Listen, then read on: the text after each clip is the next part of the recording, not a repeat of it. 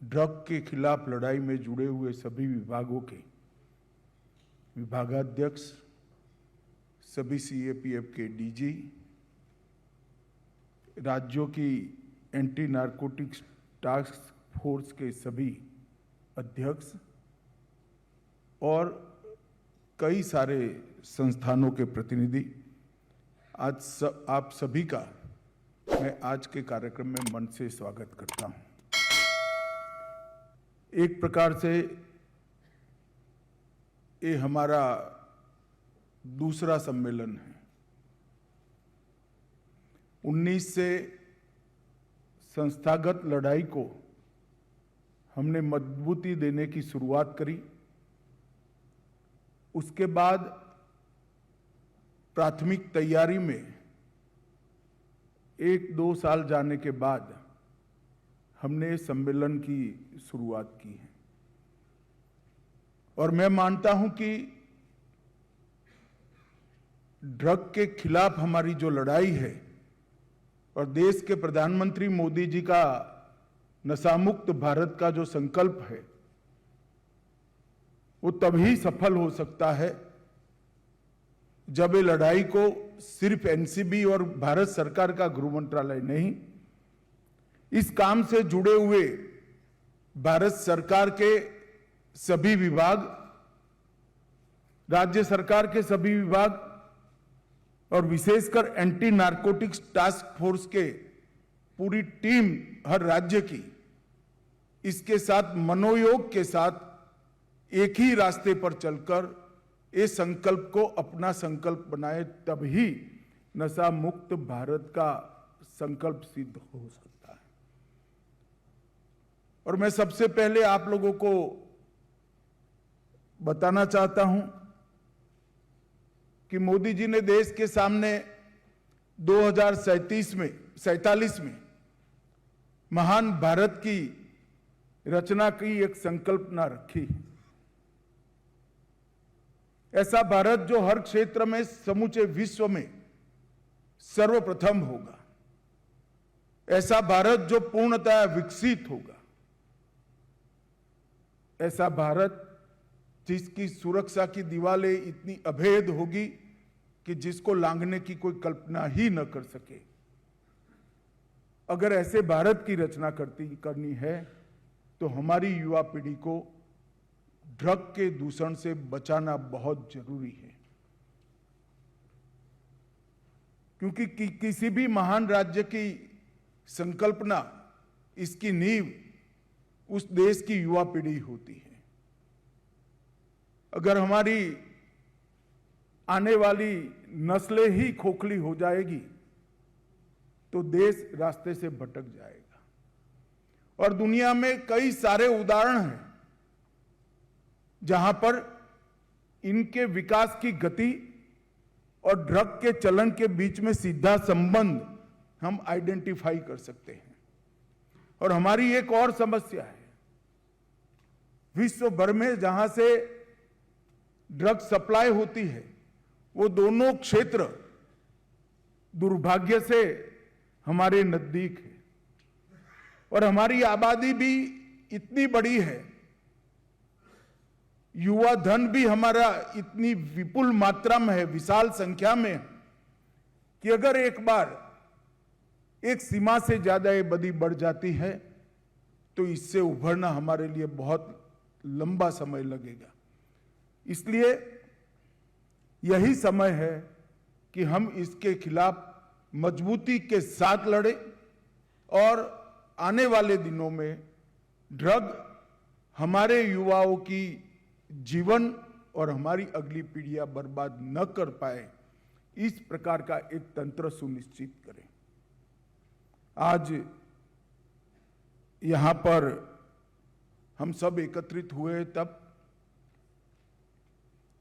ये 6-7 साल के अभियान में प्लानिंग, मीटिंग, रिपोर्टिंग, ये सब स्टेज हम पारित कर चुके हैं। कई सारी व्यवस्थाएं, सूचनाएं साझा करने की, डेटा साझा करने की हम कर चुके हैं। नीचे से लेकर ऊपर तक कोऑर्डिनेशन का तंत्र भी हम बना चुके हैं।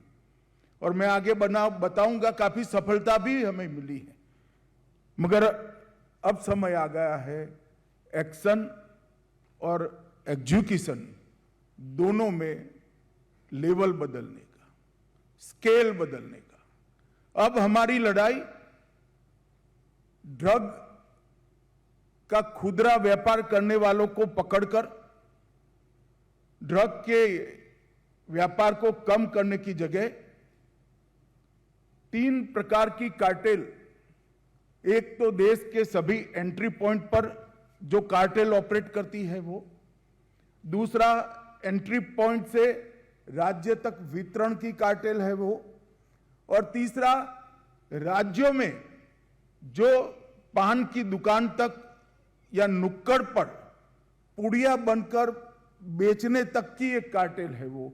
ये तीनों प्रकार की कार्टेल पर कठोर आघात करने का समय आ गया है, और मैं मानता हूं वो तभी हो सकता है जब इस सभागार में बैठे हुए लोग, सभागार में बैठे हुए सभी प्रतिभागी ये तय करें कि लड़ाई हमारी लड़ाई है। इस सभागार में कोई शिक्षा विभाग से होगा, कोई वित्त विभाग से होगा, कोई युवा और सांस्कृतिक कल्याण मंत्रालय की ओर से होगा, कोई समाज कल्याण मंत्रालय से भी होगा, एफएसएल वाले भी बैठे होंगे, एंटी नारकोटिक्स टास्क फोर्स के लोग भी बैठे होंगे। इस सभी को ये लड़ाई को अपनी मानना पड़ेगा, और जो मेन फोर्स लड़ाई लड़ने वाली एजेंसी है एनसीबी और एंटी नारकोटिक्स टास्क फोर्स, इसके अलावे सभी लोगों ने तय करना पड़ेगा कि एक साल में 12 दिन हम सभी के एक्सक्लूसिव इस लड़ाई के लिए हम रिजर्व रखेंगे। जब तक के संकल्प लेकर हम नहीं जाते हैं, हम स्केल बदलने की कल्पना नहीं कर सकते। एंटी नारकोटिक्स टास्क फोर्स और एनसीबी के तो सभी लोगों का दायित्व है कि हर निष्ठ 365 दिन 24 घंटा इस अभियान के पीछे लगे, मगर जिनके ऊपर अन्य दायित्व है उनको भी अपने समय में से महीने में 1 दिन इसके लिए रिजर्व करना पड़ेगा, तभी जाकर हम लोग ये लड़ाई को लड़ पाएंगे। मित्रों, नशा मुक्त भारत अभियान लगभग 372 जिलों में चल रहा है। 10 करोड़ लोग और 3 लाख शैक्षिक संस्थान इसके साथ जुड़े हैं, मगर मैं फिर से कहना चाहता हूं ये पर्याप्त नहीं है। ये हर जिले में चलना चाहिए और हर शैक्षिक संस्थान पर हमारी पहुंच होनी चाहिए। ये विगत वर्षों में एनसीबी ने और इसकी इकाइयों के द्वारा ड्रग नेटवर्क चार्ट भी तैयार कर लिया है, जिसके राज्य के यूनिट उपयोग कर सकते हैं। देश भर के विश्वविद्यालयों और संस्थानों में मिशन ड्रग फ्री कैंपस का कैंपेन भी चालू हुआ है। डार्कनेट, क्रिप्टो पर प्रशिक्षण और मानस हेल्पलाइन का उपयोग ये बढ़ाने के लिए भी अभियान चल रहा है। एनआईए ने एनडीपीएस एक्ट के तहत 18 मामले पसंद कर इस पर 360 डिग्री इन्वेस्टिगेशन भी शुरू किया है। एनसीबी ने 35 से ज्यादा केस राज्यों से प्राप्त कर इसका भी 360 डिग्री इन्वेस्टिगेशन किया है, और 5 प्रशिक्षण कार्यक्रमों में हमने हजारों लोगों को प्रशिक्षित भी किया है। मैं ये सब आपको इसलिए बताता हूं कि सिर्फ नशे का व्यापार करने वाले को पकड़ने के अलावे कई सारे मोर्चे पर हमारी लड़ाई चालू है, परंतु ये लड़ाई का स्केल हमें बदलना चाहिए, ये मैं बार बार बताना चाहता हूं। ये 2 दिन के सम्मेलन में लगभग 8 सत्र है। मैं 3 पर ही ज्यादा वजन देकर एक मिनट बताना चाहूंगा। नशा मुक्त भारत के अभियान में एएनटीएफ और एनकोड की निर्णायक भूमिका।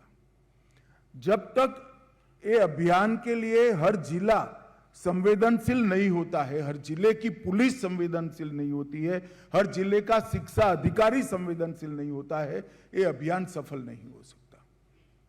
जिले के धार्मिक नेताओं को भी इस अभियान के साथ जोड़ना पड़ेगा, सभी युवा संगठनों को भी जोड़ना पड़ेगा। तो एनकोर की जिला स्तर की मीटिंगों में संख्या जरूर बढ़ोतरी दर्ज हुई है लगातार फॉलोअप के बाद, परंतु आज भी 272 जिले ऐसे हैं जहां पर एक भी मीटिंग नहीं हुई।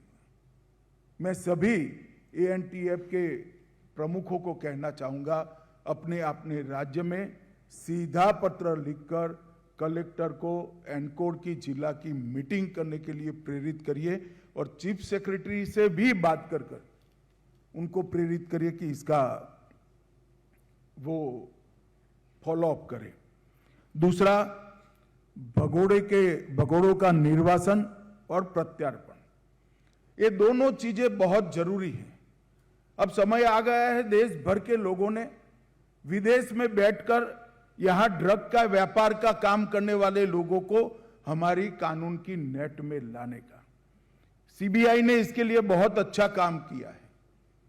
मेरा सभी एएनटीएफ के अध्यक्षों को आग्रह है कि आप सीबीआई डायरेक्टर का संपर्क कर प्रत्यार्पण के लिए एक सुनिश्चित व्यवस्था आपके यहां खड़ी करिए, जो न केवल ड्रग,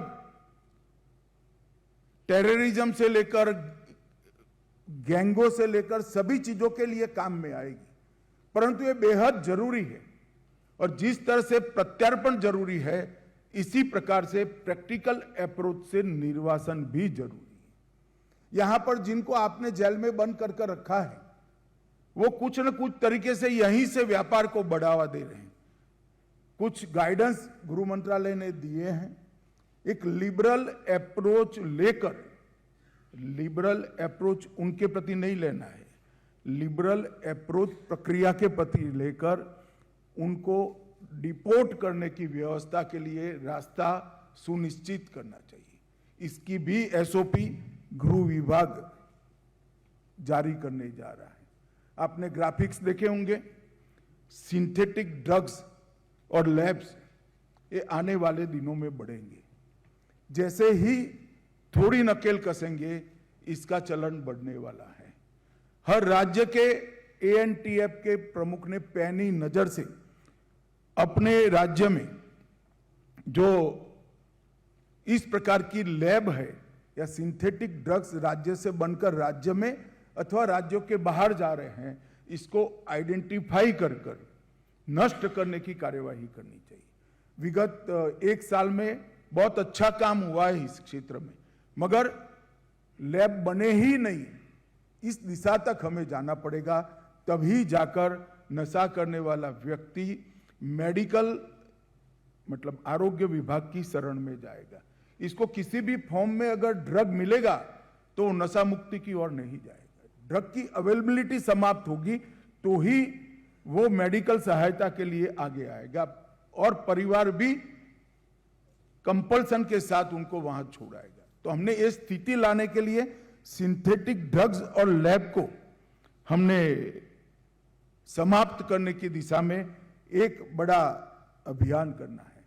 मित्रों, आज 11 जगहों पर देश भर में लगभग 1,37,917 किलो मादक पदार्थ, जिसका मूल्य लगभग 4800 करोड़ रुपया है, उसको नष्ट करने का कार्यक्रम करा है। ये कार्यक्रम यहां आप सबके सामने इसलिए करा है कि प्रति 3 माह आपके राज्य में सीज की गई ड्रग, इसको नष्ट करने की परंपरा साइंटिफिक तरीके से बना लेनी चाहिए। क्योंकि पुलिस के कब्जे में पड़ी हुई ड्रग वो भी हमारे लिए खतरे से खाली नहीं है। वो अनेक प्रकार के दूषण हमारी सिस्टम में जनरेट करती है। हर 3 माह में इसको जलाने की, नष्ट करने की परंपरा हमने डालनी चाहिए। मित्रों, ये समस्या जो है, इसके निवारण के लिए एक बहुत जरूरी कदम है टॉप टू बॉटम और बॉटम टू टॉप अप्रोच। कई बार काम करते करते करते दबाव के कारण हम आंकड़े बनाने में पड़ जाते हैं। आंकड़े बनाना हमारा ध्येय नहीं है, आंकड़े बने ही नहीं ऐसा भारत बनाना हमारा ध्येय है। और वो तभी हो सकता है कि टॉप टू बॉटम और बॉटम टू टॉप अप्रोच को हम करें। कुछ अच्छे केस बने हैं देश भर में, कई राज्यों ने भी किए हैं, और इवन नॉर्थ ईस्ट के राज्यों ने भी अच्छे केस बनाए हैं, एनसीबी ने भी बनाए, मगर इसकी मात्रा हर केस तक ले जानी पड़ेगी।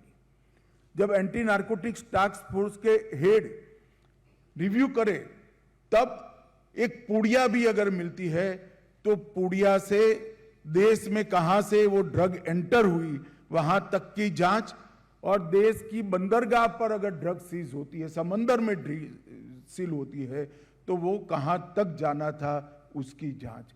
अगर हम ऐसे केस करने की आदत डालेंगे, हमारी एंटी नार्को टास्क फोर्स को हम ट्रेन करेंगे, तभी जाकर हम इस पूरी समस्या पर हम कंट्रोल ले पाएंगे। मित्रों, कॉमन स्ट्रक्चर और ऑपरेशनल यूनिफॉर्मिटी बहुत जरूरी है। बेस्ट प्रैक्टिसेस का एक्सचेंज और इसको खुले मन से स्वीकार करना, इसके आधार पर अपने राज्य की स्थिति के अनुकूल एक राज्य की एसओपी बने, और राष्ट्रीय जो एसओपी बनी है वो राज्यों की एसओपी का हिस्सा हो। इस प्रकार का अगर हम तंत्र तैयार नहीं करते हैं तो हम बहुत पिछड़ जाएंगे लड़ाई में। और इसके लिए स्टेट को असिस्ट करने के लिए एनसीबी ने कई प्रकार की ऑनलाइन डेटा आप लोगों के साथ साझा किया है। मेरा आग्रह है कि इसका उपयोग होना चाहिए। और मैं आज फिर से आप लोगों को आग्रह करना चाहता हूं कि कम से कम हर नारकोटिक्स के बड़े केस में हम नेटग्रिड का संपर्क कर कर पूरे वो जो गुनहगार है इसका नेटवर्क, हर प्रकार का नेटवर्क हम ढूंढने की कवायद करें। इससे हमारे केस को न केवल पुख्ती मिलेगी, मजबूत होगा, मगर हम नेटवर्क ध्वस्त करने में भी सफल होंगे। मित्रों, हम स्टेट को असिस्ट करने में कोई कसर नहीं छोड़ेंगे। मेरा सभी एएनटीएफ के प्रमुखों से आग्रह है, एक चेकलिस्ट भी बनाया जाए, anti narcotics action checklist. Checklist दो प्रकार का होगा कि केस का इन्वेस्टिगेशन किस प्रकार से किया है इसका चेकलिस्ट होगा, और केस आइडेंटिफाई करने के लिए जिला पुलिस ने कितने प्रयत्न किए हैं इसकी भी चेकलिस्ट बनानी चाहिए। और अगर ये चेकलिस्ट का रिव्यू आप क्वार्टरली करते हैं तो अपने आप नीचे तक हमारी ये लड़ाई पहुंच जाएगी। आज फाइनेंशियल ट्रेल, हवाला लिंक, क्रिप्टो लेन देन और साइबर चैट्स, ये सब के लिए हर राज्यों में एक विशेष टीम, एक दस्ता बनाएंगे, तभी जाकर हम इस लड़ाई के सामने पुख्ता तरीके से लड़ पाएंगे। हर राज्य में हो सके तो अन्य कामों के साथ साथ इसको भी प्रायोरिटी देकर आईटी विंग की स्थापना हो, और नारकोटिक्स फोकस्ड फॉरेंसिक लैब का एक यूनिट भी हर राज्य में तैयार। क्योंकि जब विश्लेषण करते हैं तो ढेर सारे केसों में जमानत इसलिए हो जाती है कि ये ड्रग थी या नहीं थी, इसका रिपोर्ट ही कई महीनों तक नहीं आता है, तो कोर्ट फिर जमानत दे देती है और हमारे अधिवक्ता लाचार हो जाते हैं। तुरंत इसका लेबोरेटरी टेस्टिंग हो, सर्टिफिकेट ऑनलाइन चला जाए, इसके लिए हर स्टेट एफएसएल में एक छोटी टुकड़ी, एक छोटा यूनिट बनाने के लिए एएनटीएफ के सभी प्रमुखों ने अपने अपने यहाँ इनिशिएटिव लेना चाहिए, और हर राज्य का एक अकाउंटेबिलिटी फ्रेमवर्क भी एक प्रकार से बनाना चाहिए। इसको फॉर्मल करना नहीं करना है तो मत करिए, मगर कम से कम जिम्मेदारी का सबको एहसास हो, इस प्रकार का अकाउंटेबिलिटी फ्रेमवर्क भी बना जाए।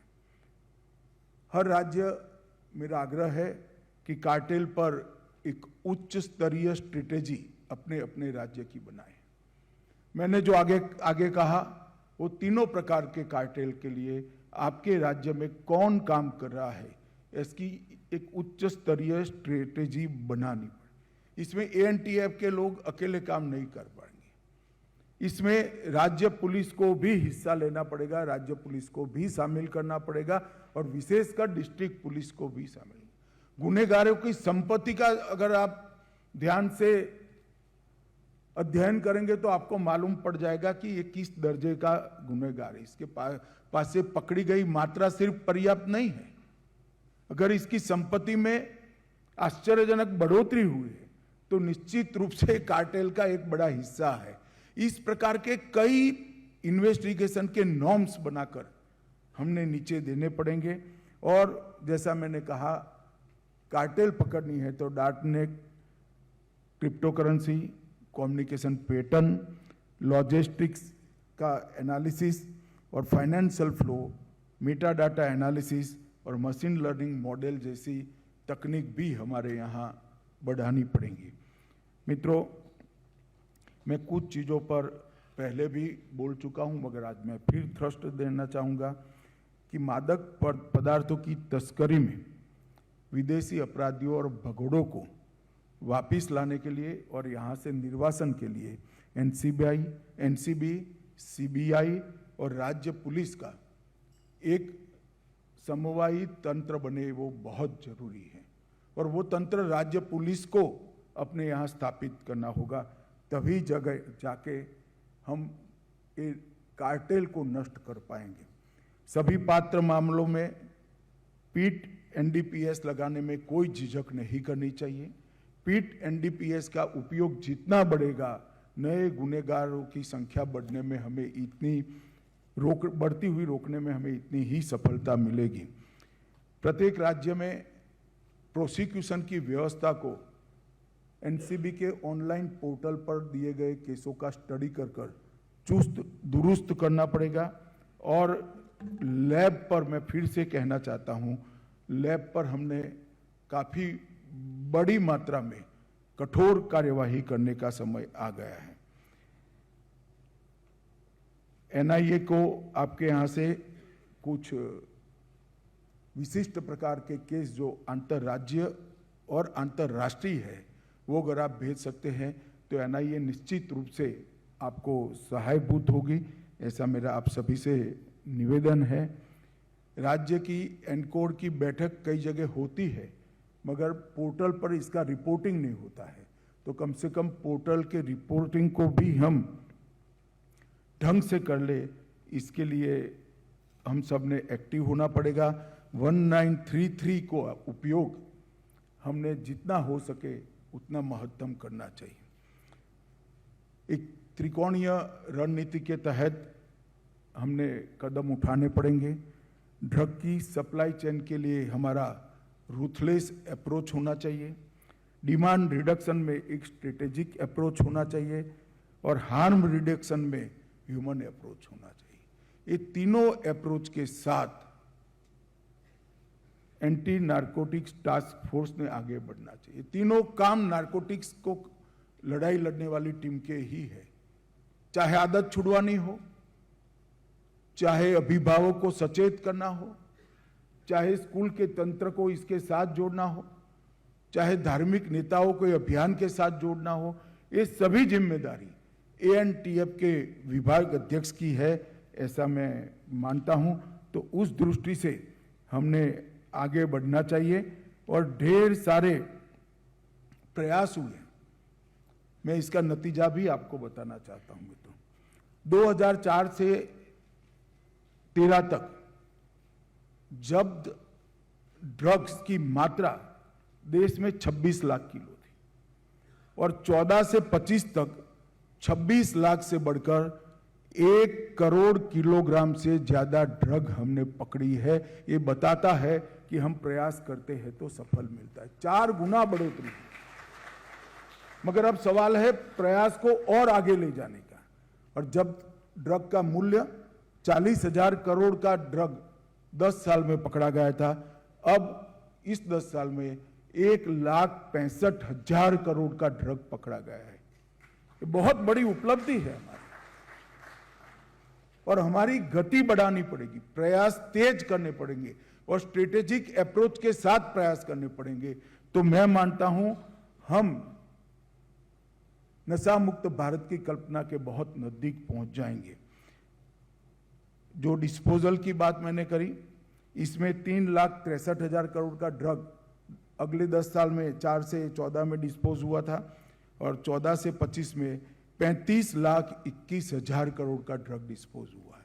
तो बहुत सारा पुराना ड्रग भी हमने डिस्पोज किया है।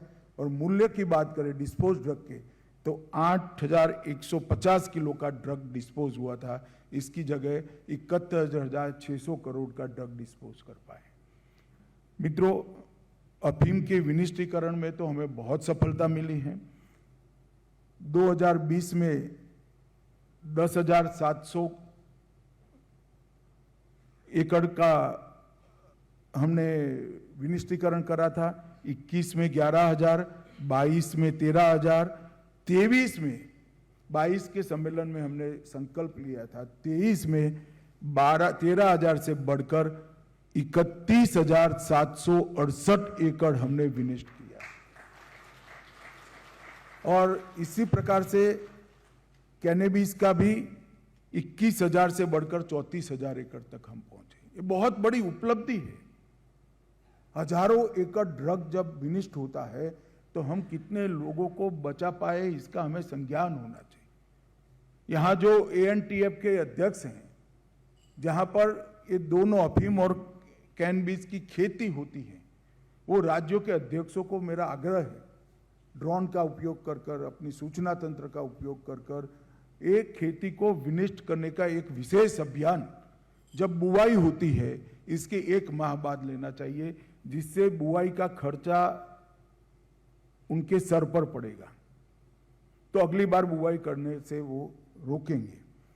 हमने गिरफ्तारियों में भी लगभग 2004 से 14 में 1,73,000 लोग गिरफ्तार किए थे, 14 से 25 में 7,61,000 लोग गिरफ्तार किए हैं। ये हमारे लिए बहुत बड़ी उपलब्धि है। मित्रों, उपलब्धि मिल रही है, मगर मैं ये भी कहना चाहता हूं कि हमारी समस्या के सामने ये उपलब्धि बहुत छोटी है। इसको कई गुना करना पड़ेगा, तब जाकर हम सफल होंगे।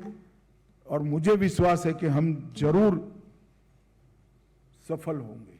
एक सहयोगी तंत्र बनाने की बात पर भी मैं फिर से थ्रस्ट देना चाहूंगा और मैं आशा करता हूं कि इस विषय का चयन गृह सचिव जी और NCB के डायरेक्टर और DIB ने साथ में बैठकर करा है। मैंने उसको बारीकी से देखा भी है। इस हर एक विषय को 1-1.5 घंटे का सब्जेक्ट मानने की जगह करोड़ों लोगों का जीवन सुधारने का विषय मानकर, चाहे हमारे अंदर की संवेदनशीलता को हम जगाएं। सरकारी तंत्र कई बार व्यक्तियों को यंत्र बना देता है, मशीन बना देता है। मेरा आप सबसे आग्रह है कि हम मशीन नहीं हैं, हम मानव हैं, हम व्यक्ति हैं। हमारी संवेदना को जगाना। आप सबके सामने, वित्त विभाग वालों के सामने लाखों काम होंगे, स्कूल वालों के सामने लाखों काम होंगे, मगर सबसे महत्वपूर्ण कामों से एक काम है। अगर आने वाली पीढ़ियां ही नष्ट हो गई तो देश का भविष्य नहीं रहेगा। और मैं साफ दृष्टि से देख रहा हूं, अगर ये लड़ाई अब आने वाले 10 साल में हम नहीं जीतते हैं तो हम एक ऐसे लेवल पर पहुंच जाएंगे कि हमेशा की लड़ाई हम हार जाएंगे। और इसकी जिम्मेदारी इतिहास हमारी अभी की पीढ़ी पर देगा, और पीढ़ी से ज्यादा विशेषकर हम सब जो इस सभागार में बैठे हैं इन पर आएगी। मेरा आप सभी से आग्रह है, मैं मानता हूं आप सभी बहुत व्यस्त हैं, मुझसे भी ज्यादा व्यस्त है, परंतु व्यस्तता में प्रायोरिटी तय करनी पड़ती है। ये मैनेजमेंट का सिद्धांत है। समय से ज्यादा काम होते हैं तो प्रायोरिटी तय करनी पड़ती है। इसको आपकी टॉप मोस्ट प्रायोरिटी में एक बार डाल दीजिए। देखते देखते देखते ये लड़ाई का नक्शा बदल जाएगा मित्रों।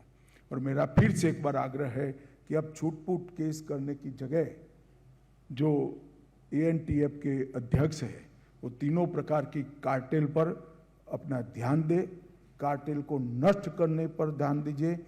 मेरी एक बात याद रखना, मैं अंतिम बात कहना चाहता हूं, ये अभियान सफल होने ही वाला है। मेरी बात आप मान कर चलना, सफल हो तब आपका योगदान महत्तम हो, इसके लिए हम सब ने आज यहाँ से मन बनाकर जाना है। मेरी अनंत अनंत शुभकामनाएं आप सभी के साथ है। आप मोदी जी की कल्पना का नशा मुक्त भारत की रचना में हम सब सफल हो, ईश्वर हमें सहायता निश्चित करेगा, क्योंकि हमारा काम ईश्वरीय काम है।